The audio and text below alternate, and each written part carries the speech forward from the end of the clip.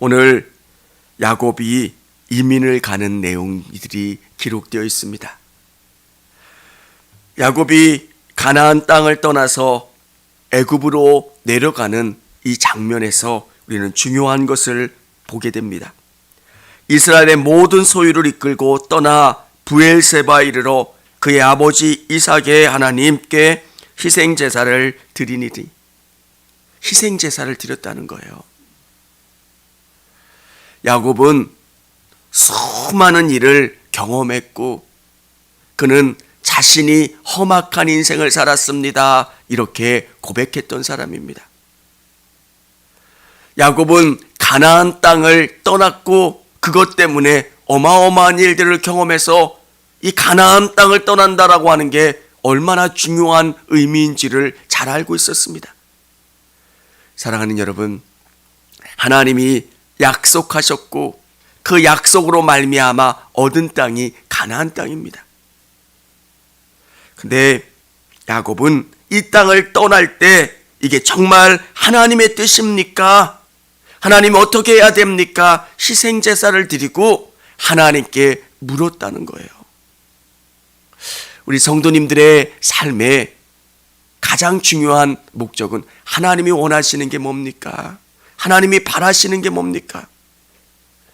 여러분, 하나님이 원하신다면 우리는 어떤 고난이 있어도 갈 수 있지만 이게 하나님이 원하시는 길이 아니라면 우리는 어떻게 해야 합니까? 멈춰야 합니다. 그리스도인들에게 가장 중요한 것은 하나님의 뜻이냐 그렇지 않으냐, 하나님이 나에게 뭘 원하시느냐. 우리 성도님들은 항상 하나님께 여쭤볼 수 있는 우리 성도님들이 될 수 있기를 원합니다. 하나님께 여쭤보고요, 하나님의 응답을 받는 사람들. 하나님께서 이렇게 말씀하십니다. 그 밤에 하나님이 이상 중에 이스라엘에게 나타나 이르시되 야곱아 야곱아 하시는지라. 야곱이 이르되 내가 여기 있나이다 하매 하나님이 이르시되 나는 하나님이라. 내 아버지의 하나님이니 애굽으로 내려가기를 두려워하지 말라. 내가 거기서 너로 큰 민족을 이루게 하리라. 정말 애굽으로 내려가야 됩니까? 아브라함은 그 땅을 떠나가지 않으려고, 그 땅을 떠나서 여러 가지 어려움을 경험했기 때문에 이삭의 아내를 구하는 것, 며느리를 구하는 그 일에서도 자기가 직접 가지도 않고요, 아들을 보내지도 않습니다. 사랑하는 성도 여러분, 정말 중요한 것, 하나님이 뭘 원하시느냐. 여기에 보면 이민을 가는데 한두 사람 가는 게 아니라 온 가족이 함께 내려가는 내용들이 기록되어 있습니다. 8절부터 마지막 27절까지는 그 자손의 숫자가 어떻게 됐느냐라고 하는 것이 전체적으로 기록되어 있습니다.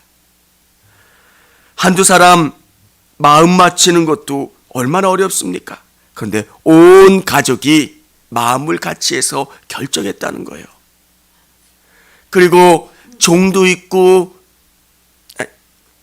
첩의 자식도 있고 또 종의 자식도 부인이 넷이니까 그 안에 자녀들이 갈등을 빚을 수도 있는데 온 가족이 함께 내려가는 내용들이 기록되어 있습니다. 사랑하는 여러분, 하나님의 뜻 가운데 온 가족이 함께 순종하는 것 얼마나 어렵습니까? 우리 성도님들의 가정이 이런 가정이 될 수 있기를 원합니다. 함께 마음을 같이 하는 것, 하나님 안에서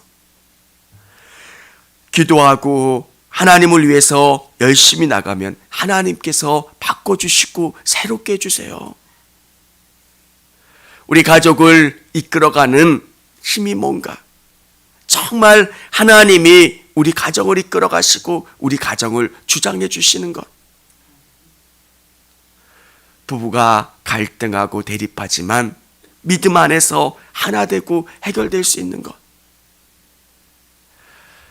늦게 예수님을 믿은 노 부부가 계세요. 늦게 예수를 믿었으니까 얼마나 어색해요. 근데 어느 날 그 이야기를 하시더라고요. 두 분이 손을 잡고 기도하신대요. 한번 여러분 생각해 보세요. 70이 넘어서 예수를 믿었는데 두 분이 같이 기도를 하는 거예요. 어느 날은 당신 왜 이래? 이렇게 이야기도 나오고요. 부끄럽기도 하고요. 근데 뭐가 그렇게 좋으세요? 제가 한번 여쭤봤던 적이 있는데 뭐라 말씀하시냐면 정말 말할 수 없는 것들을 기도를 통해서 남편의 마음을 전달하는 거예요. 하나님, 이렇게 우리 남편을 붙잡아 주시고, 처음에는 왜 이래 부끄러워했던 남편이 손을 잡고 남편이 아내를 위해서, 아내가 남편을 위해서 기도해서 그 시간이 얼마나 좋은지 모른다고. 사랑하는 성도 여러분, 가족이 믿음 안에서 하나 될 수 있기를 원하고요. 하나님이 주시는 충만한 은혜를 나누시는 우리 가정들이 될 수 있기를 원합니다. 애굽으로 내려가는 이 속에서 하나님이 어떻게 역사해 주십니까? 보면 하나도 빠짐없이 같은 믿음을 가지고 갔고요. 그리고 이들 가운데는 차별이 없었다고 하는 것, 그리고 노예까지 모든 사람들이 함께 일치된 마음으로 갔다라고 하는 것. 그래서 70여 명의 자녀 가족들이 애굽으로 내려갑니다. 사랑하는 성도 여러분, 왜 하나님께서는 가나안 땅에서 애굽으로 옮기셨을까? 우리 촛대를 옮긴다라는 이야기를 쓸 때가 있잖아요. 하나님의 역사의 뒤편에 이제 가나안은 사라져요. 그리고 400년 후에 이방 민족들이 차지하는 더러운 땅으로 이 가나안 땅이 바뀌어져서 그 땅을 여호수아와 또 수많은 믿음의 사람들이 차지하고 전쟁하는 내용이 기록되어 있습니다. 하나님이 왜 그렇게 하셨을까?